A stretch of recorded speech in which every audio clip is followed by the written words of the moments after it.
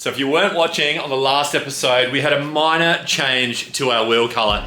Actually, it's a pretty decent change and therefore a design change. So this is how the bike now looks. It's actually got the goldish Marcassini wheels, which I actually think it looks pretty cool, but drop a comment, let me know what you think. Should we have stuck with the gray? Personally, I'm a big fan of the gold. So quick recap on this build. We've replaced the fronts. That saved us around about 6 pounds. We've got the new motor holders front end on that. We've replaced the rear. We've got the motor holders rear on that. That saved us a total of 9.3 pounds. That's huge. And the wheels, the switch to the Marcassinis, saves us around about 6.6 pounds from the OEM. So that's massive. That's 22 pounds total, which I think works out to be about 145 kilo. Dude, your maths is horrible.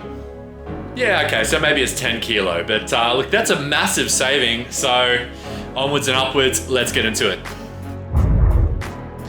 So this episode is about two things. We've actually got to try and get the bike running again, and then we're going to try and delete just about every other engine component that we don't need and save more weight. So I've also got something else pretty cool to show you. My wife has just got her first track bike, and this thing is awesome. So thanks to the guys at Race and Road in Brisbane, put together a great little package for us, and yeah, can't wait to get this thing on track with her. I also want to get some other things done today. I want to try and get the front and the rear, as well as the wings, all installed today as well.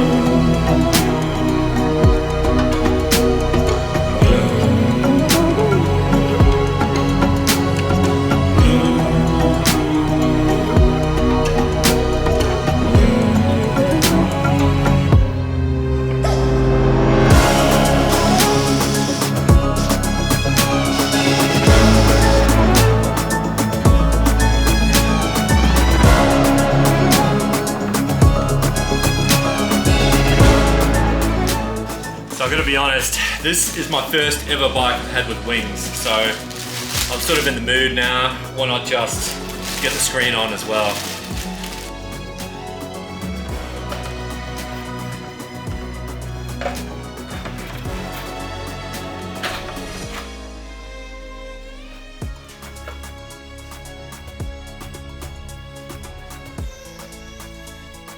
That looks good, man. That looks good.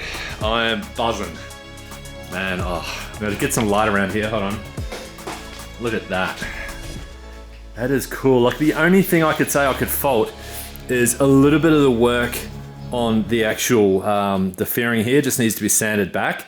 There's a few little low dents, so I'm gonna have to sand them out. It looks pretty cool. Wings, baby, yeah. Yeah, and then again on this side, I just need to sand some of this back a little bit. I mean, it's covered in dust and it's got greasy oil all over it. I think once I give it a good clean, it's gonna look $1 million. Just make sure I sand it quite a lot before I actually go to paint. So yeah, very cool. That double bubble screen looks heaps better as well than a regular screen. Regular screen sits right down here. The double bubble goes way up. Much, much racier. Cool. If you missed episode 1, this is the main reason the bike wouldn't run after the crash. So this actually cracked this whole alternator cover here. Now we have sourced a new one from Ukraine, so it's taken weeks to get here, but this is it. Now it needs a bit of a clean before I can put it on, but I think it's in pretty good condition. I think I'm gonna have to clean all this gunk off all here, like all this black stuff's all gonna come off, whatever it is, some sort of gasket sealant.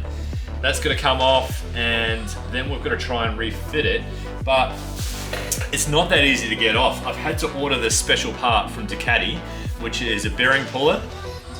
It's not a normal bearing puller. I mean, typical Ducati, everything they do has to be bespoke. So I'm gonna open this up and see if we can get this whole alternator cover off. And hold there for a second. Because I try not to make the same mistake twice, here is our new race cover. Again, this one's from Profiber, so it's as thick as, man. Oh, it's got some bolts. There we go. It's just a race cover for the alternator, so it's gonna sit right there, hopefully, somehow, like that. So anyway, that's going on.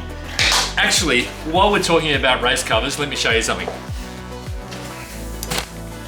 Okay, if you haven't been following the 959 build, this is one of the last parts to go on it. This is a Carbonati carbon fiber clutch racing cover. Look at that. I mean, I'll try and get it in the right light. I'll come over here where it's a bit lighter. Look at that. How cool is that? So that's also going on the 959 build. And one other little thing we've got is in this box, we've got an adjustable rear rod, rear linkage arm, and adjustable linkage for the rear shock. This is actually, oops, this is off a 1199, so thanks to a good friend of mine, Grant, for providing us with that. So they're both going on the 959. So if you haven't already, stay tuned and watch the 959 build as well. It's only got one episode to go, and that bike is epic.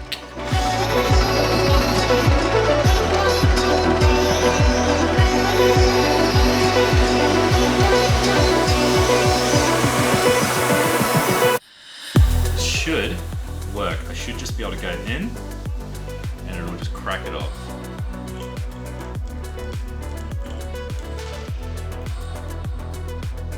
I can hear it. I can hear it wanting to crack off, like move. Just make sure I've got all the bolts off. Yep. All bolts are off. Okay.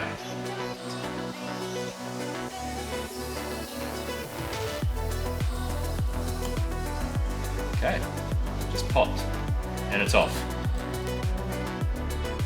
Okay, now that's off, I've just got to figure out how to do this properly. I might just make sure the battery is fully unplugged before I go touching anything electrical. Looking like I've just got 3 star key nuts to remove, and then fingers crossed, that should be it. So I don't know how I'm going to do this if these are tight, but that's all right.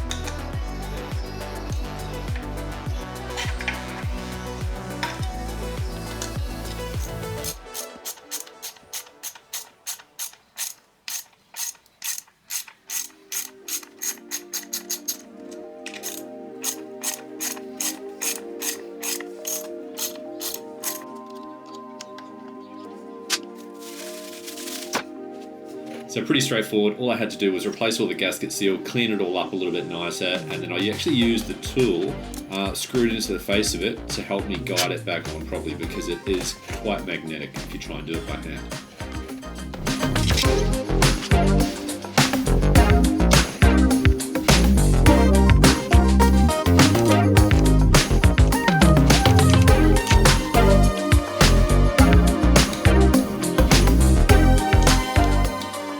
Okay, so that is actually the job that I've been stressing about the most, and it's pretty good to have it done, to be honest. Okay, so next up, I'm gonna start doing some deletes. I've actually got this really cool little package from Smart Moto. They've given me 2 in one package here. One is for the AIS deletes, the other is for the EVAP delete. EVAP on a V4 should be pretty straightforward. I should just be able to quite literally pull it off, plug in a little plug they give you for the purge valve, I think it is, and then put these little ends into the pipes. And EVAP, for anyone who doesn't know, basically it helps you burn your vapors. So it takes the vapors out of the top of the tank, brings it back down, mixes it with fresh air, I think, and puts it back into the intake in the engine.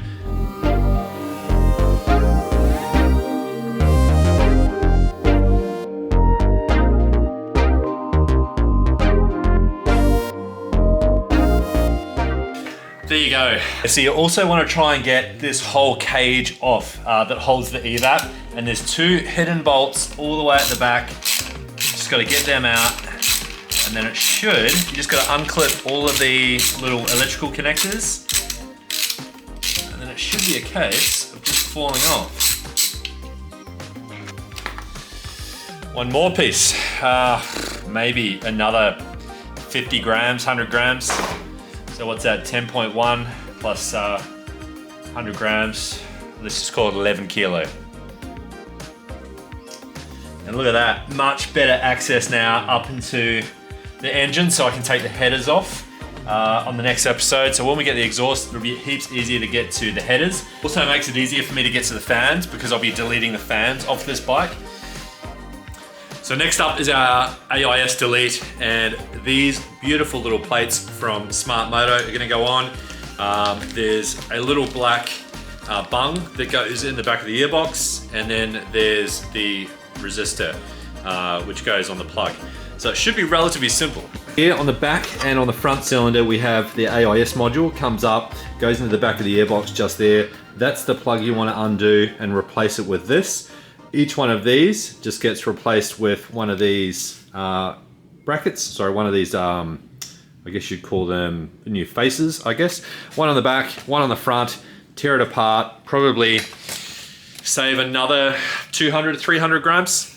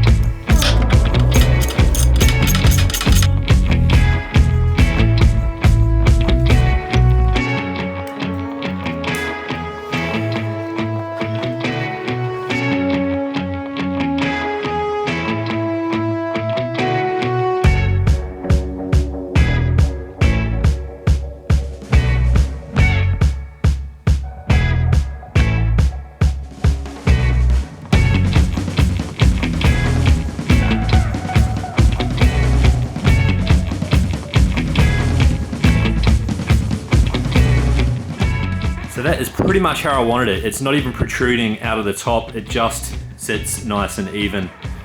So yeah, really impressed with that. So yeah, not a bad day's work. Another 650 grams of savings, which is, I'll put that on screen in pounds, but the numbers just keep racking up. So next week, we're gonna try and get our cartridge kit sitting over there, YSS cartridges, put in our front forks, and then we've still got to do a fan delete and an ABS module delete. But yell out, drop a comment if anyone knows where I can get an actual ABS module delete that includes the ECU part of it. So easy enough to replace the brake lines, but I want one that actually gives me the plugs to stop any errors showing up on the dash. But that's it for today. Hope you liked. Subscribe, hit the notification bell if you want to know more about my channel. Thank you. Until next time.